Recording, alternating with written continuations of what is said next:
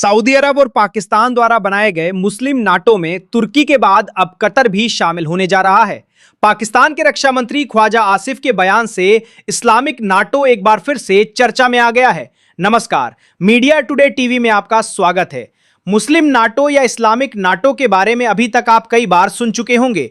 अब पाकिस्तान के रक्षा मंत्री के ताजा बयान से ये एक बार फिर से चर्चा में आ गया है।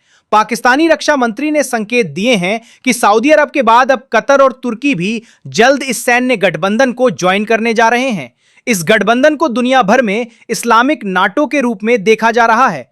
पाकिस्तानी रक्षा मंत्री ने बताया कि पाकिस्तान लगातार कतर और तुर्की के संपर्क में है और इस पर बातचीत चल रही है। इस गठबंधन का सबसे बड़ा मकसद है आपसी सुरक्षा है। मतलब अगर किसी एक देश पर हमला होता है तो बाकी सभी देश उसे अपनी सुरक्षा पर हमला मानेंगे और मिलकर उसकी रक्षा करेंगे। इससे सभी देशों को सुरक्षा का भरोसा मिलेगा और दुश्मनों के लिए हमला करना मुश्किल हो जाएगा।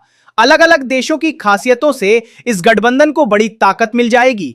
सऊदी अरब के पास बहुत ज्यादा पैसा और संसाधन है, जिससे वो आर्थिक रूप से मजबूत है। वहीं पाकिस्तान के पास बड़ी सेना और परमाणु हथियार हैं, जो उसे सैन्य रूप से ताकतवर बनाते हैं।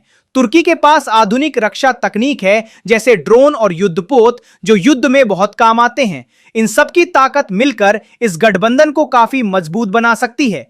इस गठबंधन को बनाने के पीछे एक कारण यह भी बताया जा रहा है कि मध्य पूर्व में इजराइल और अमेरिका का प्रभाव लगातार बढ़ रहा है। ये देश चाहते हैं कि वे मिलकर इस प्रभाव का संतुलन बना सकें और अपने क्षेत्र में शांति और संतुलन बनाए रखें। उन्होंने कहा कि अगर सऊदी अरब और पाकिस्तान के मौजूदा रक्षा समझौते में कतर और तुर्की भी शामिल होते हैं तो इससे क्षेत्रीय सहयोग मजबूत होगा और बाहरी शक्तियों पर निर्भरता कम होगी।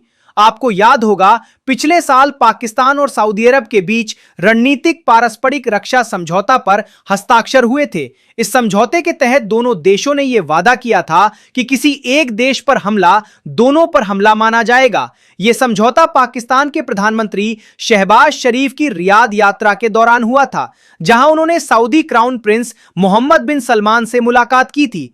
ख्वाजा आसिफ ने अपने बयान में जोर देकर कहा कि प्रस्तावित गठबंधन किसी देश के खिलाफ नहीं है, बल्कि इसका उद्देश्य क्षेत्र में शांति बनाए रखना और सुरक्षा सहयोग को मजबूत करना है। उन्होंने कहा कि अंतर्राष्ट्रीय स्तर पर देशों के बीच आर्थिक और रणनीतिक संबंध बने रहेंगे, लेकिन अपने क्षेत्र में स्थिरता और सुरक्षा के लिए ऐसे समझौते जरूरी हैं।